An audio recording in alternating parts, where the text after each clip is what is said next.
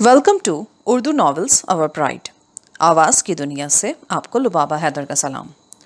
आज मैं आपके लिए रिटायर्ड डीएसपी मलिक सफदर हयात की डायरी से जो कहानी लेकर हाजिर हुई हूँ उसका नाम है नामाकुल। ज़र, जन और ज़मीन के लिए बपा मुनाक़शों में से एक मुनाक़शे की सच्ची कहानी। तो चलिए शुरू करते हैं पार्ट 1। ज़िंदगी दुख और सुख से इबारत है। दरख्त कड़ी धूप में जलता है तो उसके वजूद से साया पैदा होता है। उसकी ठंडी छांव में बैठकर सुकून की सांस लेने वालों को यह एहसास नहीं होता कि उन्हें ये आराम पहुंचाने के लिए वो दरख्त खुद को कितने बड़े अजाब से गुजार रहा होता है। ये तय है कि तकलीफ उठाए बगैर राहत का तस्वुर नहीं किया जा सकता। ये अलग बात कि बाज़ मामलात में किसी को आराम व सुकून फराहम करने की खातिर कोई दूसरा मुश्किलात से दो चार हो जाए। कहानी की फ़िज़ा से आपको मुतारिफ़ कराने के बाद मैं असल वाक़े की तरफ आता हूँ। वो मौसम सरमा की एक उदास और खुनक सुबह थी। फरवरी का महीना शुरू हो चुका था, लेकिन सर्दी गोया किसी ज़िद्दी कंबल की मानंद माहौल से लिपट कर रह गई थी। धुंध का सिलसिला भी जारी था। सुबह और शाम की कैफियत देखकर यूँ महसूस होता था कि ये साल इसी ठंडे ठार मौसम की नज़र हो जाएगा। उस रोज़ जब मैं थाने पहुंचा तो बैरूनी माहौल ने थाने की अंदरूनी फ़िज़ा को भी मुंजमद कर रखा था। मैं अपने कमरे में आकर बैठा ही था कि हवलदार खुशबख्त मेरे कमरे में आ गया। अस्सलाम वालेकुम मलिक साहब, अगर आपका हुक्म हो तो अंगीठी यहाँ लाकर रख दूँ। मैंने सर से पाँव तक उसका बगौर जायज़ा लिया और उसके सलाम का जवाब देकर कहा, खुशबख्त, तुम्हारी उम्र कितनी होगी? ये उसके सवाल का जवाब नहीं था। दरअसल मैंने उसकी उम्र के बारे में इसलिए पूछा था कि इस यखबस्ता मौसम में उसे गर्म कपड़ों के किसी ख़ास एहतमाम के बगैर देखकर मुझे हैरत हुई थी। उसके अलावा उसके हलक से बरामद होने वाली करारी और हशाश बशाश आवाज़ ने मुझे चौंकने पर मजबूर कर दिया था। शदीद सर्दी के बायस तो मुँह से खारिज होने वाले अल्फाज भी जमे जा रहे होते हैं, और वो था कि जैसे उस पर किसी शय का असर ही नहीं हुआ हो। उसने उलझन ज़्यादा नज़रों से मेरी तरफ देखा। मलिक साहब, आपकी दुआओं से आने वाले कातक तक मैं पूरे 45 साल का हो जाऊंगा। पर आपने मेरी उम्र के बारे में क्यों पूछा है जी? खुशबख्त, तुम मुझसे उम्र में कोई 6-7 साल ही बड़े होगे, लेकिन मुझे तो तुम दहकते हुए कोयलों की अंगीठी पेश कर रहे हो और ख़ुद किसी गबरू की तरह इस सख्त सर्द मौसम के लिए एक चैलेंज बने दिखाई देते हो। क्या तुम्हें सर्दी नहीं लगती? सर्दी का मौसम है तो वो लगेगी भी ज़रूर। बस जनाब, अपनी अपनी बर्दाश्त की बात होती है। वो फ़लसफ़ियाना अंदाज में बोला, इसका मतलब है तुम सर्दी को बर्दाश्त कर रहे हो? वो अपने बाजुओं को सहलाते हुए बोला, ये तो रुस्तम खान की मेहरबानी है जनाब, जिसकी वजह से मेरे अंदर शदीद सर्दी को बर्दाश्त करने की क़ुव्वत पैदा हो गई है। अगर मैं बहुत ज़्यादा गर्म कपड़े पहन लूँ तो सारे बदन में सुइयाँ सी चुभने लगती हैं। ऐसा महसूस होता है जैसे हिद्दत से मेरा जिस्म फट जाएगा। मुझे अपने वजूद में से एक आग से फूटती महसूस होती है। मैंने पूरी तवज्जो से उसकी बात सुनी और ठहरे हुए लहजे में कहा, खुशबख्त, तुमने अपनी जो कैफियत बयान की है वो तो मेडिकल प्रॉब्लम है। बाज़ लोगों को मौसम सरमा में कुछ ऐसा ही महसूस होता है और इसका सबब कैल्शियम और बी कॉम्प्लेक्स की कमी बताया जाता है। बहरहाल, तुमने किसी रुस्तम खान की मेहरबानी का जिक्र किया है, ये क्या सिलसिला है? वो यकलख्त उदास हो गया, फिर ठंडी सांस खारिज करते हुए बोला, रुस्तम खान मेरा जिगरी दोस्त था, पर अफसोस कि अब वो ज़िंदा नहीं है। रुस्तम ब्रिटिश आर्मी में था और हालात व वाक़यात की मुनासबत से जगह जगह उसकी पोस्टिंग होती रहती थी। मैं अपनी फ़ुर्सत में अक्सर व बेशतर उससे मिलने चला जाता था। वो बहुत जीदार, यारबाश और मुतवाज़ो शख्स था। उसका बस नहीं चलता था कि ख़ुद को भी पकाकर दूसरों के सामने पेश कर दे। जिस बंदे को खाने पीने का शौक़ हो ना, वो बड़ा अच्छा बावर्ची भी होता है। यही हाल रुस्तम खान का भी था। वो नहायत ही लजीज़ और मज़ेदार खाने पकाता था। एक मरतबा मैं सरमा में उसके पास गया हुआ था तो उसने मुझे भुना हुआ गोश्त खिलाया। उसके हाथ का भुना हुआ गोश्त तो मैंने पहले भी कई मरतबा खाया था, लेकिन उस बार जायका बहुत ही मुख्तलिफ पाया। तो मैंने उससे पूछा, यार, ये आज तूने किस जानवर का गोश्त भून डाला है? वो बच्चिया का ताज़ा गोश्त है यार। बच्चिया का गोश्त तो तुमने पहले भी कई दफ़ा भून कर खिलाया मुझे, पर आज तो जायका बिल्कुल ही मुख्तलिफ है। उसने आंखें सिकोड़ कर मुझे देखा और बोला, क्या आज बहुत ज़्यादा बदजायका गोश्त बना है? नहीं नहीं, पहले से बहुत ज़्यादा खुश जायका है। वो बोला, सिर्फ ज़्यादा खुश जायका ही नहीं है, बल्कि ज़्यादा ताकत वाला भी है। ज़्यादा ताकत वाला? क्या मतलब है तेरा? उसने बताया कि ये गोश्त ख़ास तौर पर मगरमच्छ की चर्बी से तैयार शुदा घी में पकाया गया है। मैंने इस्तेजाबी अंदाज में चौंक कर उसकी तरफ देखा तो वो वजाहत करते हुए बोला, मेरे एक दोस्त ने पता नहीं कहाँ से एक सेर घी का डब्बा मुहैया करके मुझे दे दिया। मैं आधा तो ख़त्म कर चुका हूँ اور اپنے بدن میں اس کے بڑے امنگ افزا اثرات محسوس کر رہا ہوں. انشاءاللہ دیکھنا تم بھی اس کی تعریف کرو گے. ملک صاحب، وہ اٹھتی ہوئی جوانی کا زمانہ تھا. یہ ایک ایسی لاؤبالی اور بے پرواہ عمر ہوتی ہے کہ انسان ہر شے کو تسخیر کرنے کی دھن میں رہتا ہے. وہ ہر چیلنج کو بچوں کا کھیل سمجھ کر قبول کر لیتا ہے. وہ کائنات میں پائی جانے والی تمام تر طاقتوں اور توانائیوں کو اپنے وجود میں سمیٹ لینے کا خواہش مند ہوتا ہے. میں بھی اس بار شوق میں کچھ زیادہ ہی دن رستم خان کے پاس ٹھہر گیا تھا. آخری جملہ اس نے خاصے جھیپے ہوئے انداز میں ادا کیا تو میں نے چپتے ہوئے لہجے میں پوچھا، اور ان کچھ زیادہ دنوں میں رستم خان تمہیں مگرمچھ کے گھی میں بھنا ہوا گوشت کھلاتا رہا تھا، ہے نا؟ جی. میں مگرمچھ اور افریقی گوریلوں کی چربی کے اثرات کو زیر بحث لا کر کسی طولانی گفتگو کا دروا کرنے کے موڈ میں نہیں تھا، لہٰذا سرسری انداز میں حوالدار سے کہا، خوش بخت، میں تمہاری طرح کے خطرناک اور حیرت انگیز تجربات کا شوقین رہا ہوں اور نہ ہی کسی ایسی الف للوی باتوں پر یقین رکھتا ہوں. تم اپنے جسم میں چبھنے والی سوئیوں کا کسی ڈاکٹر سے علاج کراؤ یا نہ کراؤ، مرضی ہے تمہاری، لیکن جلدی سے جا کر میرے لیے دہکتے ہوئے کوئلوں والی انگیٹھی اٹھا لاؤ تاکہ میں اپنے ماحول کے درجہ حرارت کو ذرا بڑھا سکوں. Okay sir. اس نے فرما برداری سے کہا اور کمرے سے باہر نکل گیا. تھوڑی دیر بعد وہ واپس آیا. اس نے دہکتے ہوئے کوئلوں والی گرما گرم انگیٹھی میری کرسی سے تھوڑے فاصلے پر رکھی اور اطلاع فراہم کرنے والے انداز میں بتایا، ملک صاحب، ماسٹر جمیل آپ سے ملنا چاہتا ہے. ماسٹر جمیل کون؟ ماسٹر جمیل ادھر ہی سودرا کلا کے پرائمری اسکول میں پڑھاتا ہے جی. ان دنوں میں موضع سودرا کلا کے تھانے میں تعینات تھا. اس علاقے میں صرف ایک ہی پرائمری اسکول تھا جس میں لڑکے اور لڑکیاں ایک ساتھ تعلیم حاصل کرتے تھے. تاہم لڑکیوں کی بنسبت لڑکوں کی غالب تعداد وہاں پڑھنے آتی تھی. آج سے پہلے ماسٹر جمیل سے براہ راست میرا واسطہ نہیں پڑا تھا، لہٰذا میں اسے اچھی طرح جانتا نہیں تھا. ماسٹر جمیل کو مجھ سے کیا کام ہے؟ کام تو میں نے پوچھا تھا جی، پر وہ کہتا کہ وہ آپ سے ہی بات کرے گا. ٹھیک ہے، بھیج دو اسے میرے پاس. حوالدار کمرے سے باہر چلا گیا. تھوڑی دیر بعد ایک دبلا پتلا دراز قامت شخص میرے کمرے میں داخل ہوا. اس نے شلوار قمیص پر گرم جرسی پہن رکھی تھی اور ایک ہاتھ میں کپڑے کا تھیلا پکڑ رکھا تھا. وضاحت اور انداز و اطوار سے وہ معقول اور سمجھدار شخص نظر آتا تھا. میرے قریب پہنچ کر اس نے مجھے سلام کیا اور سنسنی خیز نظر سے مجھے دیکھتے ہوئے بولا، میرا نام جمیل احمد ہے، ماسٹر جمیل. بیٹھ جائے ماسٹر صاحب. وہ باہستگی کرسی پر بیٹھ گیا اور ہاتھ میں پکڑے تھیلے کو اس نے کمرے کے فرش پر رکھ دیا. جی ماسٹر صاحب. اتنی ٹھنڈی ٹھار صبح کو آپ کو مجھ سے کیا کام پڑ گیا؟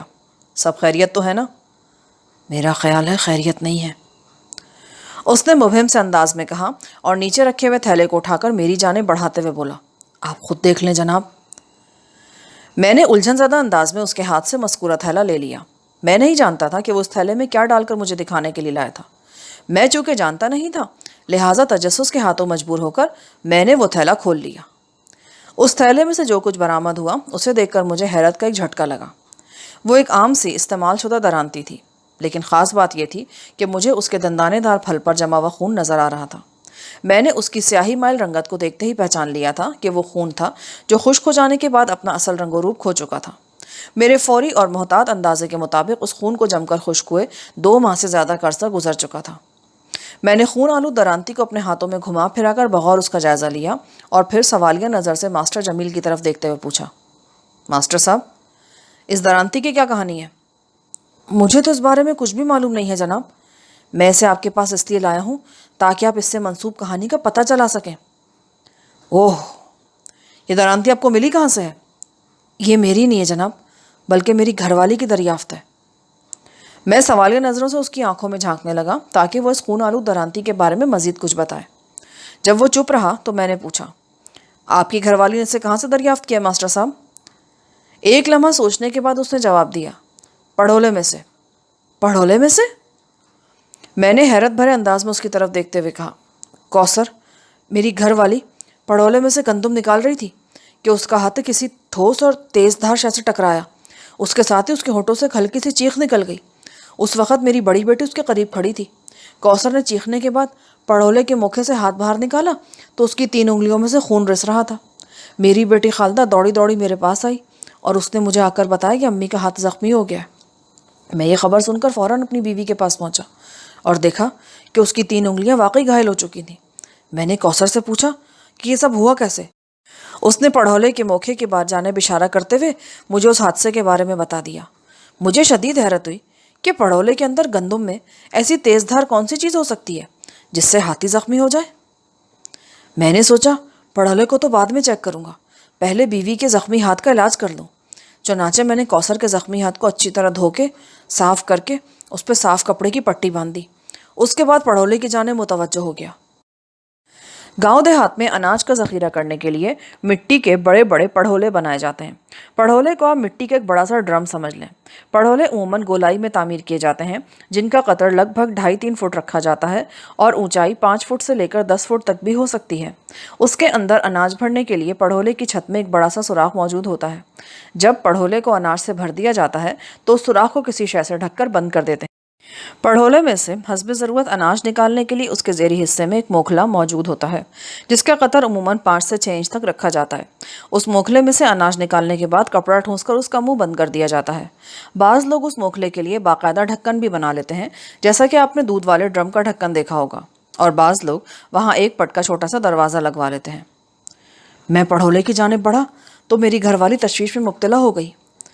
اس نے مجھے تاکید کی کہ میں بہت محتاط رہوں۔ بہرحال میں نے بڑی احتیاط کے ساتھ اس موکھلے کے اندر ہاتھ ڈال دیا، اور پھر تھوڑی سی کوشش کے بعد میرا متلاشی ہاتھ اس درانتی تک رسائی حاصل کرنے میں کامیاب ہو گیا، جس کے خطرناک پھل نے میری بیوی کی 3 انگلیاں زخمی کر دی تھیں۔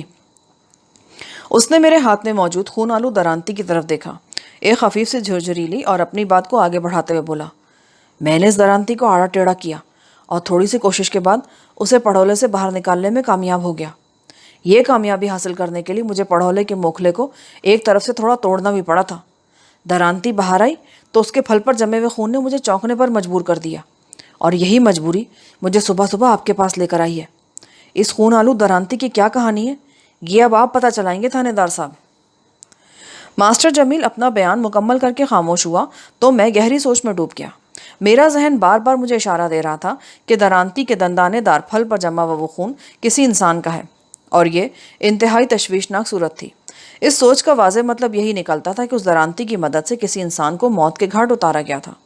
اکثر ایسا ہوتا ہے کہ قتل کی کسی واردات کی اطلاع تھانے تک پہنچتی ہے، اس کے بعد پولیس قاتل کی تلاش میں نکلتی ہے۔ آلہ قتل کبھی قاتل سے پہلے ہاتھ لگ جاتا ہے اور کبھی قاتل کی گرفتاری کے بعد اس کی نشاندہی پر آلہ قتل برآمد کر لیا جاتا ہے۔ موجودہ معاملے میں اگر میرا ذہن بالکل درست اشارہ دے رہا تھا تو پھر صورتحال کچھ ایسی ہو جاتی تھی کہ آلہ قتل سب سے پہلے مجھ تک پہنچ گیا تھا، اور اب اس کی مدد سے مجھے قاتل اور مقتول تک رسائی حاصل کرنا تھی۔ چند لمحات کی سوچ بچار کے بعد میں نے کریدنے والے انداز میں ماسٹر جمیل سے پوچھا، ماسٹر صاحب، آپ کے گھر میں کل کتنے افراد رہائش پذیر ہیں؟ صرف میرے اپنے گھر کے لوگ ہیں جناب، کل 5 افراد، میں، میری بیوی کوثر پروین اور ہمارے 3 بچے، 6 سالہ خالدہ، 5 سالہ شبیر اور 2 سالہ شفاعت۔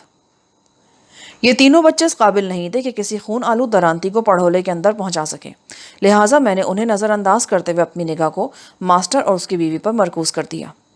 ماسٹر صاحب، کیا آپ یا آپ کی گھر والی اس خطرناک خون آلود درانتی کے بارے میں کچھ جانتے ہیں؟ نہیں جناب، ہم نے آج پہلی مرتبہ اس کی منحوس صورت دیکھی ہے، جس نے میری بیوی کی 3 انگلیاں زخمی کر دیں۔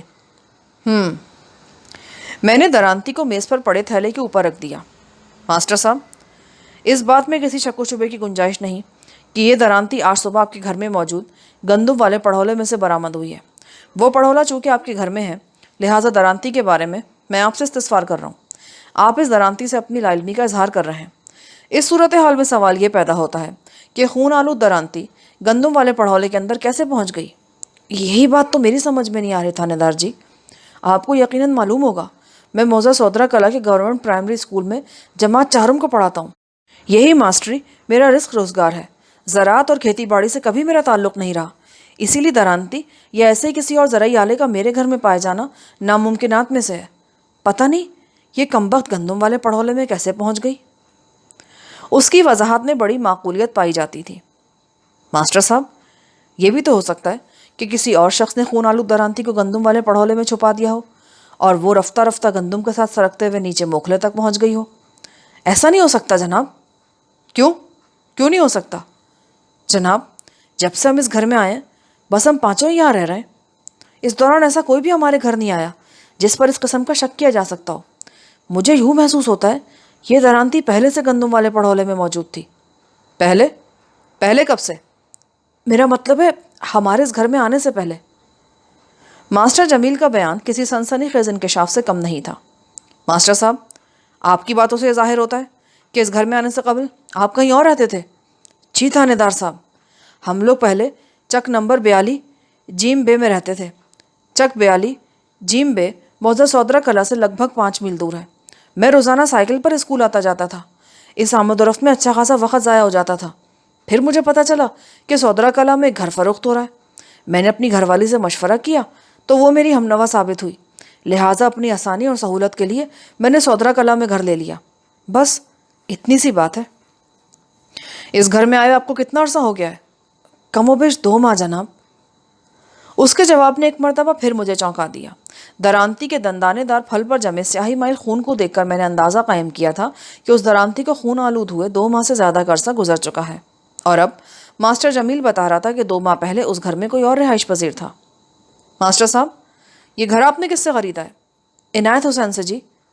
اس کا مطلب ہے کہ آپ سے پہلے اس گھر میں عنایت حسین رہتا تھا؟ جی۔ ماسٹر صاحب، کیا ان 2 ماہ میں آپ نے گندم والے پڑھولے میں خود کوئی گندم ڈالی تھی؟ نہیں، اس گھر میں 2 پڑھولے ہیں، ایک میں چاول اور دوسرے میں گندم کو محفوظ کیا جاتا ہے۔ عنایت حسین نے گھر میرے ہاتھ فروخت کرتے ہوئے بتایا تھا کہ دونوں پڑھولے اناج سے بھرے ہوئے ہیں، لہٰذا ہمیں کئی ماہ تک ان کو دوبارہ نہیں بھرنا پڑے گا۔ اس نے مہربانی کرتے ہوئے پڑھولوں میں موجود اناج کی مجھ سے قیمت بھی نہیں لی تھی۔ جب میں نے بہت اصرار کیا تو وہ بولا کہ دانا پانی تو نصیب سے ہوتا ہے ماسٹر جی، یہاں کے دانے پانی نے آپ کو اس گھر تک پہنچایا ہے، میں آپ سے اس اناج کی کوئی قیمت وصول نہیں کروں گا۔ بے ساختہ میری زبان سے نکلا۔ لگتا ہے عنایت حسین کی ساری مہربانی گندم والے پڑھولے میں بند تھی جو موکھلے میں سے درانتی کی شکل میں آپ نے باہر کھینچ نکالی ہے۔ تھانے دار صاحب، کیا آپ بھی اسی انداز میں سوچ رہے ہیں جیسے خیالات میرے ذہن میں آ رہے ہیں؟ آپ کی کیا سوچ ہے ماسٹر صاحب؟ میرے خیال میں یہ خون آلود درانتی کسی واردات میں استعمال ہوئی ہے۔ میں نے اس بات میں سر ہلاتے ہوئے کہا، میرے اندازے کے مطابق وہ واردات بڑی سنگین ہوگی، کوئی قتل جیسی واردات۔ ماسٹر جمیل متفکر لہجے میں بولا، میرا خیال ہے عنایت حسین ضرور اس خون آلود درانتی کے بارے میں جانتا ہوگا۔ کیا عنایت حسین کی رہائش بھی سودرا کلا میں ہی ہے؟ نہیں جناب، وہ تو یہ گھر مجھے فروخت کر کے کہیں چلا گیا ہے۔ کہاں گیا ہے وہ؟ مجھے اس بارے میں کچھ نہیں پتا جناب۔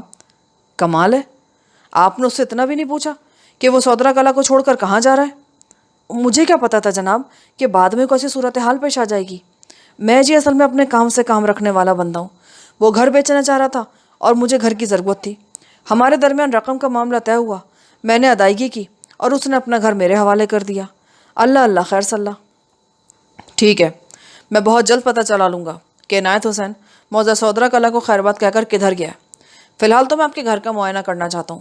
بڑے شوق سے جناب، یہ تو میری خوش قسمتی ہوگی کہ آپ میرے غریب خانے پر تشریف لائیں۔ میں نے اس بات میں سر ہلایا اور تھوڑی دیر بعد ماسٹر جمیل احمد آف جماعت چہرم کے ہمراہ جائے وقوع کے معائنے کے لیے روانہ ہو گیا۔ کانسٹیبل اللہ بخش بھی ہمارے ہمراہ تھا۔ ماسٹر جمیل کا گھر گاؤں کے جنوب مشرقی کنارے پر واقع تھا۔ گاؤں کے اس حصے کی لوکیشن بڑی فطری، جاذب نظر اور پرکشش تھی۔ گاؤں کے اختتام پر سرسبز لہلہاتے کھیتوں کا سلسلہ شروع ہو جاتا تھا۔ انہی کھیتوں کے درمیان سے ایک نہر گزرتی تھی جس کا بہاؤ شمال مشرق سے جنوب مغرب کی سمت تھا۔ اس نہر سے 1 فرلانگ کے فاصلے پر شرقاً غرباً ریلوے لائن تھی جس پر اکا دکا پیسنجرز ٹرینیں گزرتی تھیں یا پھر مال گاڑیوں کی آمد و رفت دیکھنے کو ملتی تھی۔ ریلوے لائن سے آگے بھی تحت نگاہ سرسبز و شاداب کھیتوں کا فرحت بخش سلسلہ نظر آتا تھا۔ ہم مختلف گلیوں سے گزرتے ہوئے مذکورہ مکان تک پہنچ گئے۔ وہ درمیانے سائز کا ایک کچا مکان تھا۔ جمیل احمد نے ہمیں بیٹھک میں بٹھایا اور ابھی آتا ہوں کہہ کر گھر کے اندرونی حصے میں غائب ہو گیا۔ بیٹھک کے طور پر استعمال ہونے والا وہ کمرہ پیمائش میں 12 بائی 15 فٹ رہا ہوگا۔ میں نے سرسری نظر سے کمرے کا جائزہ لیا۔ کانسٹیبل نے کہا، سر جی، لگتا ہے ماسٹر صاحب ہماری خاطر تواضع کا بندوبست کرنے اندر گئے۔ اس کی بات میں خاصا وزن تھا، لیکن میں نے عدم دلچسپی کا اظہار کرتے ہوئے عام سے لہجے میں کہا، ایسا ہو سکتا ہے۔ ادھر میری بات ختم ہوئی اور ادھر ماسٹر جمیل بیٹھک میں داخل ہوا۔ اس نے کانسٹیبل کے ارمانوں پر برف سی چھڑک دی۔ خاطر تواضع کا ذکر کرتے ہوئے جیسے اللہ بخش کی باتیں کھل سی گئی تھیں۔ وہ کھانے پینے کا شوقین ہونے سے کچھ بڑھ کر ہی تھا۔ ایسے شخص کے لیے کھانے پینے کا لوبھی جیسے الفاظ استعمال کیے جائیں تو زیادہ مناسب ہوگا۔ جمیل نے میری طرف دیکھتے ہوئے کہا، تھانے دار صاحب، میں نے پردہ کرا دیا ہے، آپ اندر آ کر اس کمرے کا معائنہ کر سکتے ہیں جہاں اناج والے پڑھولے رکھے ہوئے ہیں۔ اللہ بخش نے بے ساختہ تھکی ہوئی گہری سانس خارج کی۔ میں نے اس سے کہا، اللہ بخش تم ادھر ہی بیٹھو، میں اندر سے ہو کر آتا ہوں۔ اس کے بعد میں ماسٹر جمیل کے ساتھ گھر کے اندرونی حصے میں پہنچ گیا۔ وہ مجھے کشادہ صحن سے گزارنے کے بعد اس کمرے میں لے گیا جہاں اناج والے پڑھولے رکھے تھے۔ ماسٹر کے گھر میں آگے پیچھے 4 کمرے ایک قطار میں بنے ہوئے تھے اور ان کے پہلو میں کشادہ صحن تھا۔ اس قطار کا پہلا کمرہ بیٹھک کے طور پر استعمال ہو رہا تھا۔ اس کے بعد 2 رہائشی کمرے تھے اور سب سے آخر میں پڑھولوں والا کمرہ۔ ایک طرح سے اس کمرے کو اسٹور روم کہا جا سکتا تھا۔ وہاں پر متروک اور مستعمل دونوں قسم کی اشیاء موجود تھیں۔ میں پڑھولوں کی جانب متوجہ ہو گیا۔ اس کمرے میں موجود پڑھولوں کی تعداد 2 تھی جو پہلو با پہلو کمرے کی مغربی دیوار کے ساتھ استادہ تھے۔ ان دونوں کی جسامت اور قد بت ایک جیسا تھا۔ اونچائی 8 فٹ کے قریب رہی ہوگی اور گولائی کا اندازہ میں نے 2.5 فٹ کے آس پاس قائم کیا۔ ماسٹر جمیل نے ایک پڑھولے کی جانب اشارہ کرتے ہوئے سنسنی خیز لہجے میں بتایا، تھانے دار صاحب گندم والا پڑھولا یہی ہے، درانتی اسی میں سے نکلی ہے۔ میں نے مذکورہ پڑھولے کی طرف بڑھتے ہوئے اس بات میں گردن ہلا دی۔ وہ کمرہ اگرچہ گھر کے آخری سرے پر واقع تھا لیکن بیرونی سمت کھلنے والے ایک روشن دان سے اتنی روشنی اندر پہنچ رہی تھی کہ وہاں پر موجود ہر شے کو بآسانی دیکھا جا سکتا تھا۔ میں نے گندم والے پڑھولے کے موکھلے کا جائزہ لیا۔ موکھلے کا ایک حصہ مجروح تھا۔ اس کے بارے میں ماسٹر جمیل نے مجھے پہلے ہی بتا دیا تھا۔ خون آلود درانتی کو کھینچ کر باہر نکالتے ہوئے اسے موکھلے کے کنارے کو تھوڑا سا توڑنا پڑا تھا۔ میں موکھلے کے تنقیدی جائزے کے بعد اٹھ کھڑا ہوا۔ ماسٹر صاحب میں اس پڑھولے کے اوپر والے حصے کو دیکھنا چاہتا ہوں۔ اوپر والے حصے سے میری مراد پڑھولے کی چھت تھی جہاں سے پڑھولے کے اندر اناج بھرا جاتا ہے۔ ٹھہرے جناب، میں چوکی لے کر آتا ہوں۔ پڑھولے کی اونچائی 8 فٹ کے قریب تھی، لہٰذا کسی چیز پر چڑھے بغیر اس کی چھت کا معائنہ ممکن نہیں تھا۔ 2 منٹ بعد ماسٹر جمیل ایک چوبی چوکی لے کر واپس آ گیا۔ مذکورہ چوکی کی اونچائی لگ بھگ 2 فٹ تھی۔ میں نے چوکی کو پڑھولے کے ساتھ لگا دیا اور اس پر کھڑے ہو کر پڑھولے کی چھت کا جائزہ لینے لگا۔ میرا قد 6 فٹ سے نکلتا ہوا تھا۔ 2 فٹ چوکی کی اونچائی اس میں شامل ہوئی تو میرا دائرہ کار 8 فٹ تک پہنچ گیا۔ میں نے پڑھولے کے اوپری حصے کو اچھی طرح دیکھ لیا۔ وہاں مجھے کوئی بھی قابل گرفت شے نظر نہیں آئی۔ اس سے اگلا مرحلہ پڑھولے کے اندر جھانکنے کا تھا، مگر اس مقصد کو پورا کرنے کے لیے تھوڑا اور بلند ہونا ضروری تھا۔ کوئی اور چوکی مل جائے گی؟ ایک چھوٹی چوکی ہے گھر میں، پر وہ 1 فٹ سے زیادہ اونچی نہیں ہوگی۔ ٹھیک ہے، وہ چوکی لے کر آئیں، اس سے کام چل جائے گا۔ اگر میں زمین سے مزید 1 فٹ بھی بلند ہو جاتا تو ڈھکنا اٹھا کر پڑھولے کے اندر جھانکا جا سکتا تھا۔ تھوڑی ہی دیر بعد ماسٹر جمیل مذکورہ چوکی لے کر میرے پاس آ گیا۔ یہ 1 فٹی چوکی پہلے والی چوکی سے رقبے اور پھیلاؤ میں کم و بیش آدھی تھی۔ میں نے بسہولت اسے 2 فٹی چوکی پر جمایا اور احتیاط سے اس کے اوپر چڑھ گیا۔ اگلے ہی لمحے میں گندم والے پڑھولے کے اندر جھانک کر اس کا جائزہ لے رہا تھا۔ اپنی تفتیشی کوشش سے مطمئن ہونے کے بعد میں نیچے اتر آیا اور ماسٹر جمیل سے کہا، کیا تم لوگ آج کل فاقہ کشی کر رہے ہو؟ نہیں جناب، ایسی تو کوئی بات نہیں۔ اللہ کے فضل سے ہم لوگ پیٹ بھر کے کھانا کھاتے ہیں۔ ایسا کبھی نہیں ہوا کہ کسی رات ہم میں سے کوئی بھوکا سویا ہو۔ اچھا، مگر ایسا نظر تو نہیں آ رہا۔ وہ مزید الجھ گیا۔ آپ ایسا کیوں کہہ رہے ہیں جناب؟ تم نے بتایا کہ 2 ماہ پہلے جب تم لوگ آ کر اس گھر میں آباد ہوئے تو اناج والے دونوں پڑھولے مکمل طور پر بھرے ہوئے تھے۔ میں نے گندم والے پڑھولے کے اندر جھانک کر دیکھا ہے، آدھے سے بھی زیادہ پڑھولا گندم سے بھرا ہوا ہے۔ بلکہ یہ کہیں تو زیادہ مناسب ہوگا کہ اس پڑھولے سے ابھی صرف چند سیر گندم ہی نکالی گئی ہے۔ اس وضاحت سے وہ میرے مقصد کی تہہ میں اتر گیا اور جلدی سے بولا، تھانے دار صاحب دراصل بات یہ ہے کہ میری گھر والی اور تینوں بچے چاول بڑے شوق سے کھاتے ہیں جی، لہٰذا ہمارے گھر میں گندم کی بنسبت چاول کا استعمال زیادہ ہے، بس اتنی سی بات ہے جی۔ میں اس کی اتنی سی بات سے مطمئن ہو گیا اور ٹھہرے ہوئے لہجے میں کہا، ماسٹر صاحب میں نے گندم والے پڑھولے کا اچھی طرح جائزہ لے لیا ہے، لیکن میں اپنی تسلی کی خاطر ایک کام اور کروانا چاہتا ہوں، اور وہ کام آپ کریں گے اپنی گھر والی کی مدد سے۔ جی بتائیں، کیا کام ہے؟ آج اسکول سے تو آپ کی چھٹی ہو ہی چکی ہے، یہ دن آپ اپنے گھر میں گزاریں۔ میں چاہتا ہوں اپنی گھر والی کی مدد سے دونوں پڑھولوں کے اناج کو باہر نکالیں اور باریک بینی سے اناج کا جائزہ لیں۔ ممکن ہے اس اناج میں سے کوئی ایسی شے برآمد ہو جائے جو خون آلود درانتی کی تفتیش کے سلسلے میں معاون ثابت ہو۔ آپ کو زحمت تو ہوگی، لیکن قانون کی مدد کرنا آپ پر بھی لازم ہے۔ اس تفتیشی کارروائی کے بعد آپ اناج کو اس کے مخصوص پڑھولے میں ڈال سکتے ہیں۔ وہ فراخ دلی سے بولا، زحمت والی تو کوئی بات ہی نہیں جناب، آپ بے فکر ہو جائیں، میں آج کا سورج غروب ہونے سے پہلے کام کر ڈالوں گا۔ شاباش، مجھے آپ سے یہی امید تھی ماسٹر صاحب۔ اور اگر اس اناج میں سے کوئی قابل ذکر شے برآمد ہو جائے تو آپ اسے لے کر فوراً میرے پاس تھانے آ جائیں۔ ضرور جناب، میں ایسا ہی کروں گا، اور میرے اس حکم کی تعمیل کے دوران میں آپ کو ایک احتیاط پیش نظر رکھنی ہوگی۔ آپ باری باری دونوں اناج کا جائزہ لیں گے۔ ایک اناج کو پڑھولے میں سے نکالنے کے بعد اس کا معائنہ کریں گے اور مطمئن ہونے کے بعد اسے واپس پڑھولے میں بھر دیں گے۔ تب جا کر آپ دوسرے پڑھولے کے ساتھ کارروائی شروع کریں گے۔ اگر آپ نے میری ہدایت پر منوعین عمل نہ کیا تو بڑی گڑبڑ ہو جائے گی۔ کیسی گڑبڑ جناب؟ اگر دونوں اناج ایک ہی وقت میں پڑھولوں سے باہر نکالے گئے تو اس بات کے امکانات بہت قوی ہیں کہ وہ آپس میں مل جائیں گے۔ اس ملاپ سے یہ گڑبڑ ہوگی کہ آپ کے بچے اور گھر والی آپ سے ناراض ہو جائیں گے۔